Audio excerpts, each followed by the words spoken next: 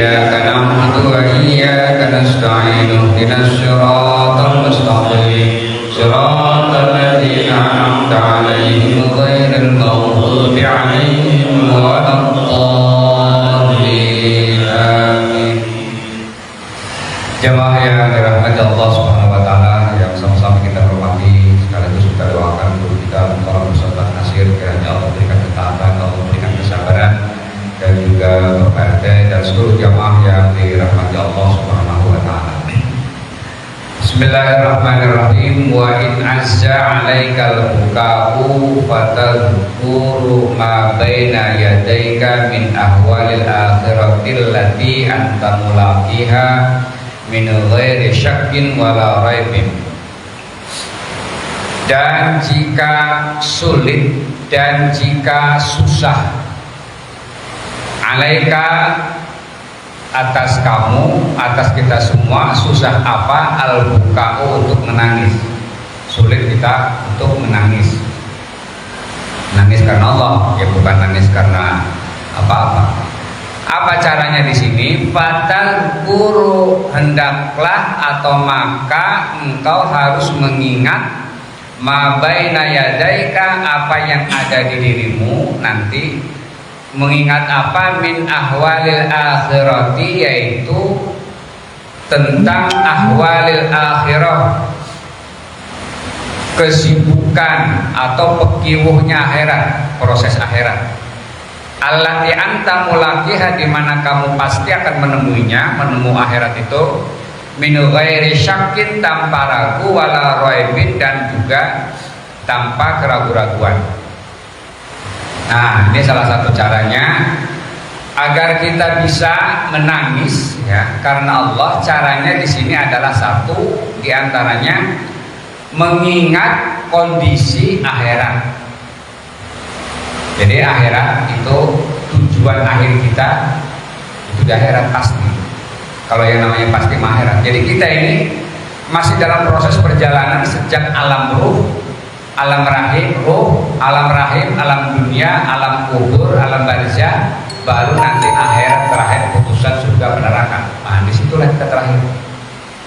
Makanya kita di sini itu dunia ini kan ibarat perantau. Ini lagi ngumpulin bekal sebanyak-banyaknya di sini, ya. Dan kita, ya, untuk mengingat akhirat ini, ya, saat kita misalnya ada beriman tentang hari akhirat. Ini kan yang selama ini kita kenal, beriman kepada hari akhirat itu merupakan gaib. Artinya kalau menurut orang sekarang, para pakar, tidak bisa diilmiahkan, bahasanya begitu. Tetapi ada penemuan di Amerika, seorang dokter yang memang canggih dalam kedokteran, karena saking pinternya akhirnya diangkat jadi rektor. Dia melakukan penelitian yang judulnya itu adalah hidup setelah mati. Saking pinternya ini. Akhirnya apa? Ketika ditanya oleh mahasiswanya, bisakah menjelaskan tentang hidup setelah mati? Akhirnya dia meneliti dah. Begitu banyak pasien yang sudah dia sembuhkan dari koma, ya. Dia hitung-hitung mencapai 100 diwawancara itu orang yang pernah mati koma di ICU, ya. Sekitar 100, hasilnya 86% menjawab bahwa dalam kematian itu, saat dia tidak sadar itu, ternyata dia keluar dari jasad, dia melihat jasadnya yang ada di situ, dia di situ didampingi oleh istrinya, oleh anak, dan dia naik ke atas, dia melihat semua di situ yang nangis. Naik ke atas sampai ketemu semacam terowongan alam yang gelap. Baru naik lagi setelah gelap itu ketemu dengan yang begitu terang. Nah, setelah terang itulah dia melihat secara sekejap seluruh amal perbuatan saat berada di dunia. Dalam sekejap ingat semua, catatan itu terlihat semua. Saat dia melakukan kemaksiatan, saat dia sholat, saat dia sedekah, saat dia lupa, saat dia hilang, dia akan semua dalam sekejap. Itu jawabannya sama. 86% dari 100 orang itu jawabannya. Artinya apa? Sesuatu yang gaib itu bisa diilmiahkan, dan itu sudah terjadi. Jadi hal-hal yang selama ini dianggap gaib ya, rahasia Allah, tapi sekarang dengan teknologi bisa diperlihatkan, bisa diilmiahkan. Iya, maksudnya itu. Misalnya lagi, janin yang ada di dalam perut rahasia Allah sekarang nggak bisa, bukan rahasia lagi, bisa dilihat dengan ilmu, ya, USG bisa dilihat jenis kelaminnya laki-laki atau perempuan. Nah, ini merupakan ilmu pengetahuan berkembang. Kita nggak bisa lari, kita harus mengikuti ilmu pengetahuan. Apalagi sekarang yang sudah semakin canggih, ChatGPT. Kalau kita kenal, kalau kita buka WhatsApp itu ya, ada yang bulat yang warna biru tuh, kita buka itu minta apa aja bisa itu. Coba klik, saya minta gambar tentang ini, akan dikirim. Ya, belum di Google, di Instagram, di WhatsApp, di Facebook itu ada, bisa dilihat. Minta apa aja. Itu baru satu aplikasi yang namanya AI, ChatGPT. Minta apa aja. Kok bisa ya? ChatGPT itu, ya. Jadi kalau menurut penelitian, jadi otak manusia itu sudah hampir kalah di situ. Kenapa? Jadi dia tuh mengambil sebuah data dari Google, semua ya, tentunya dengan beberapa ada batas semua. Baru dia ambil, dia pegang semua data itu, lalu lahirlah ChatGPT sehingga minta apapun ya itu dikirim. Canggih. Otak manusia itu saraf-saraf untuk menyimpan yang di kepala itu 186 miliar. Bukan 186 saraf, 186 miliar.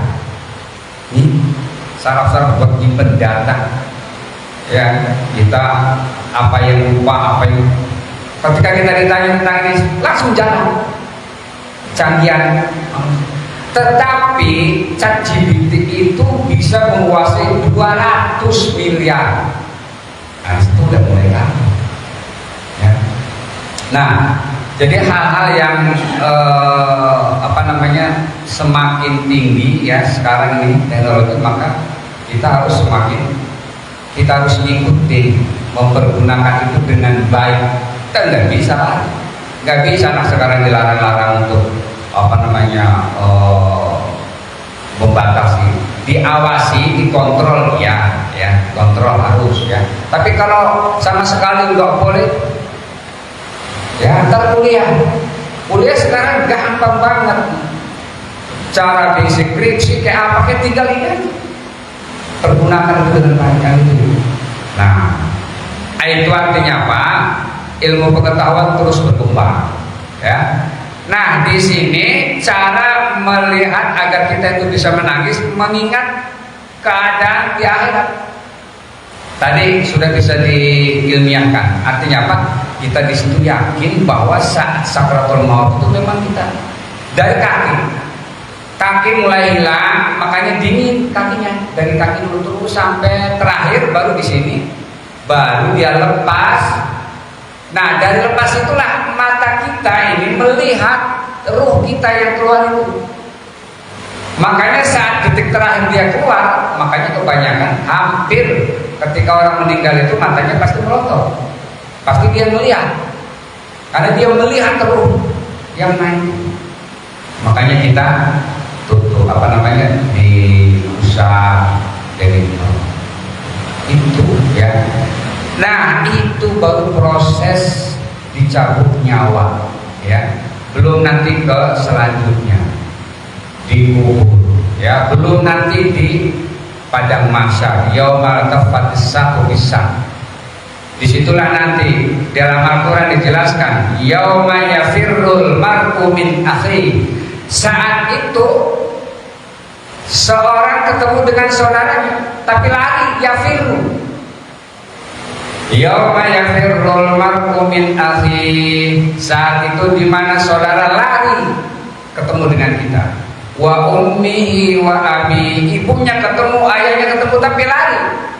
Wa sahibatihi wa bani, istri anak-anak kita ketemu tapi lari mereka masing-masing.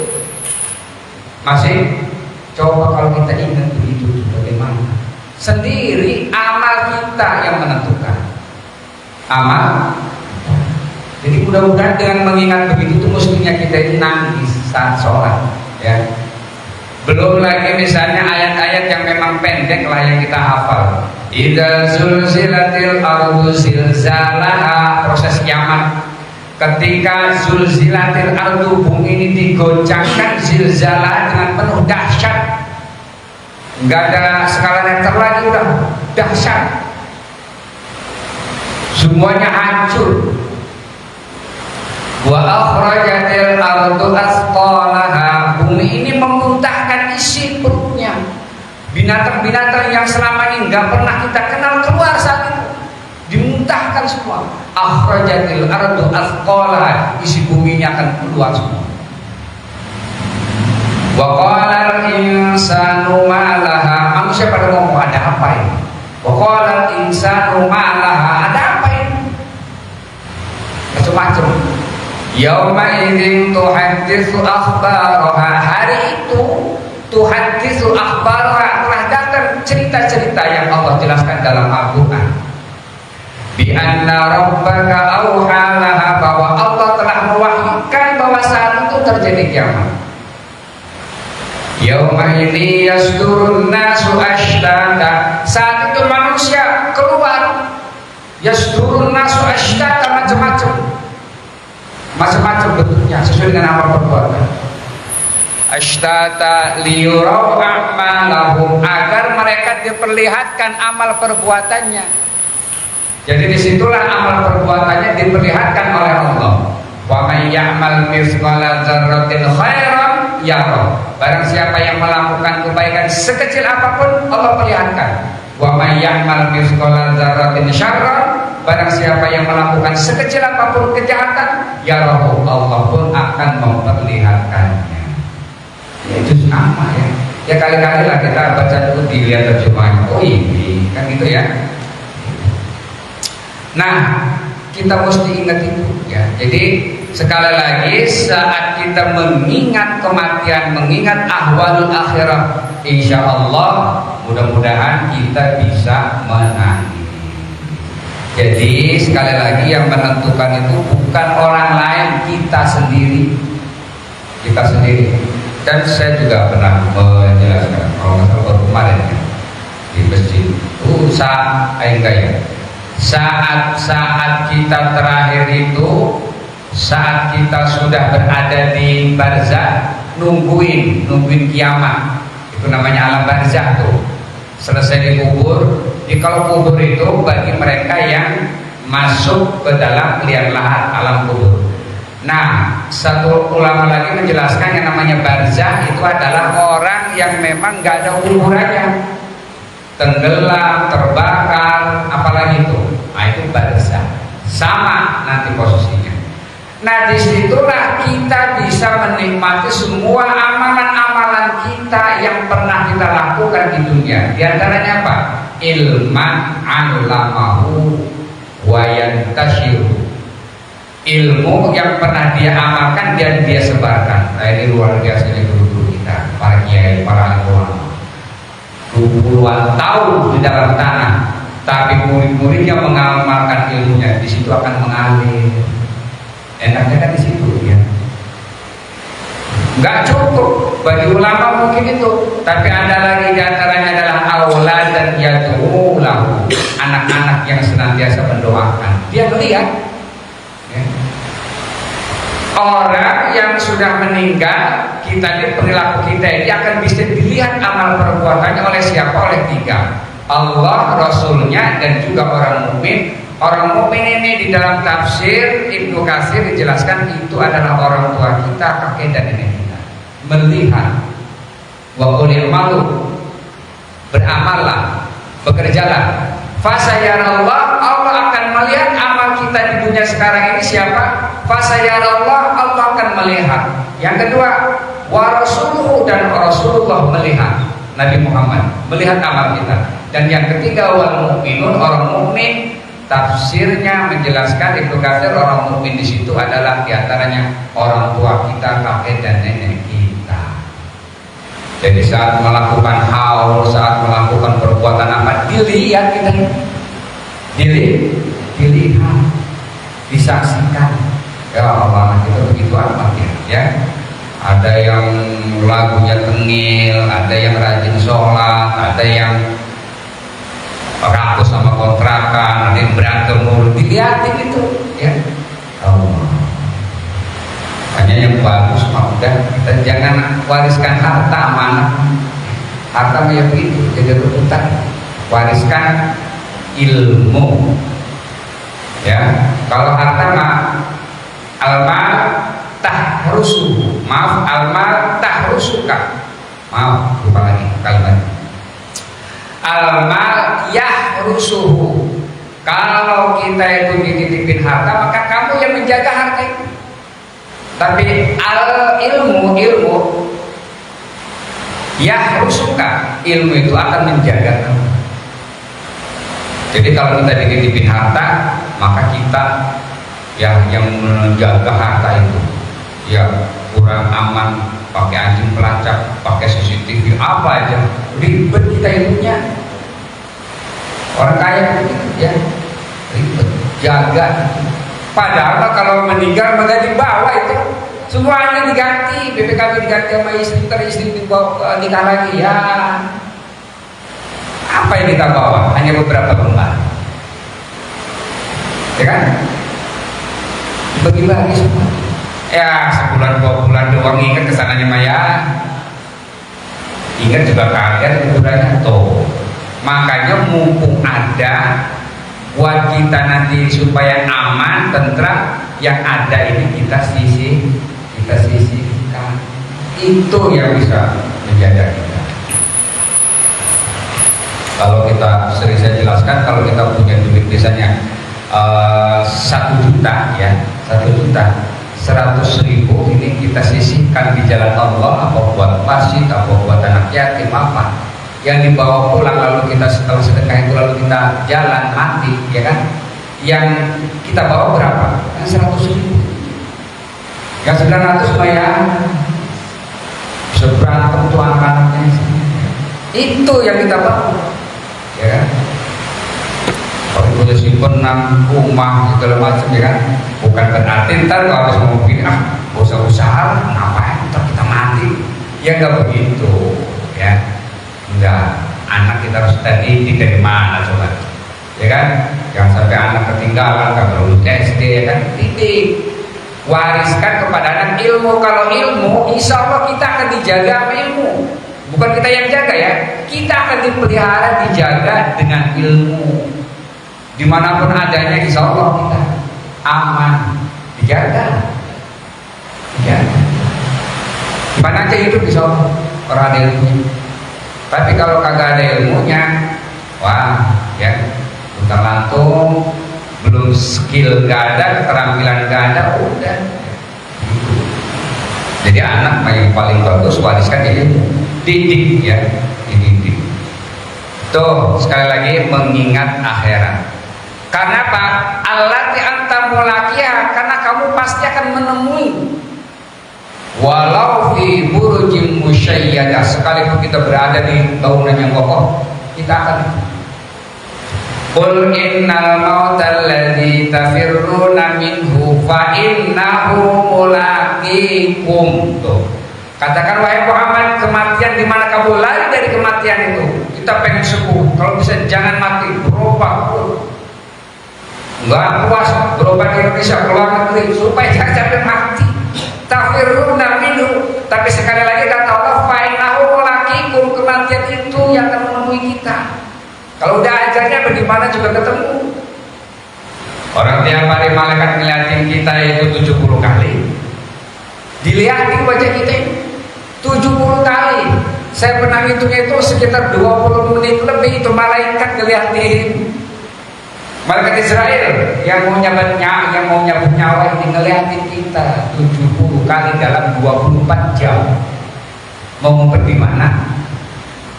Kalau udah waktunya, ya. Nah, jadi fa innahu mulaqikum, kematian itu akan menemui kita. Jadi nggak usah takut, ya.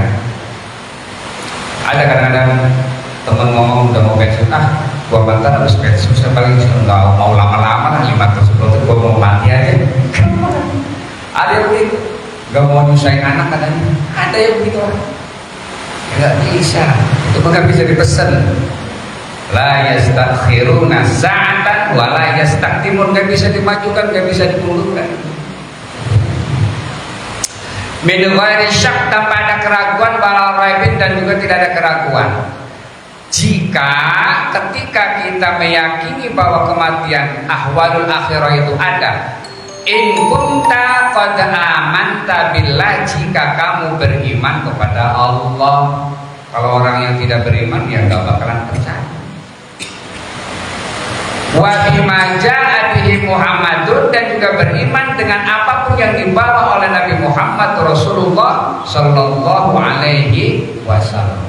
Percaya dengan Al-Quran, percaya dengan hadis. Kalau kita beriman kepada Al-Quran dan hadis, kita mau melaksanakan Al-Quran. Ya, ini memang enggak, ya. Percayanya itu Allah percaya.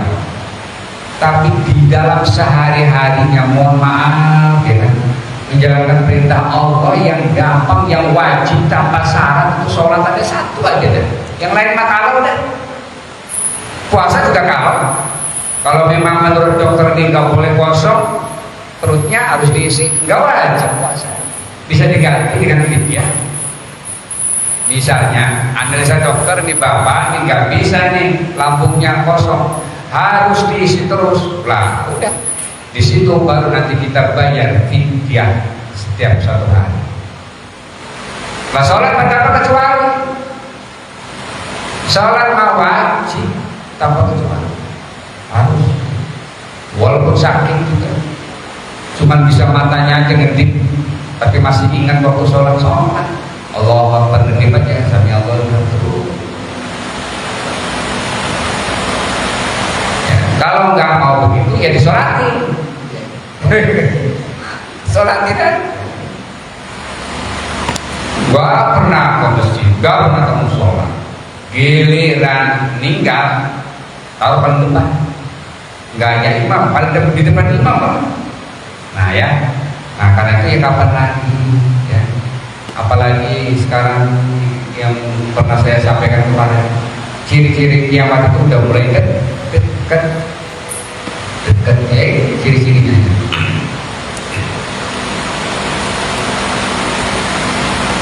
Kalau kita menurut kirain masa sama kita doang, baru kemarin merasa puasa ya udah mau puasa lagi. Padahal Nabi sudah menjelaskan itu ciri-ciri kiamat, ya. Dekat 1 tahun akan terasa 1 bulan, 1 bulan akan terasa 1 minggu, 1 minggu akan terasa 1 hari, 1 hari akan terasa 1 jam, 1 jam akan terasa seperti membakar kertas. Ini beberapa. Dan itu sudah mulai kita rasakan baru kemarin, ya kan? Kalau zaman dulu kan kita kurang lama banget. Mau beli baju lebaran nih, wah perasaan dulu memang zaman kita beli baju itu setahun sekali. Kalau mau lebaran doang, ya apa susahnya dulu. Mau lebaran doang, nungguin proses lama banget itu. Nah sekarang baru kemarin. Itu yang kedua, pasar dekat itu maksudnya segalanya serba instan, nggak usah pakai keluar kita nyari apa, dekem aja di rumah, di kamar, pegang tuh Shopee, ya kan, mau pesen apa dateng gitu. Yang penting ada duitnya, ya, nggak usah pakai nyuruh orang udah kayak apa, kita gampang banget. Itu ternyata udah terjadi. Dan itu ciri kiamat, dekat. dan kecanggihan kejahatan, penipuan. Itu juga ciri-cirinya. Fitnah, ya. Nah, pesan terakhirnya itu jangan tinggalin sholat itu. Nah, begini udah yakin belum sholat juga, mau kapan lagi, ya?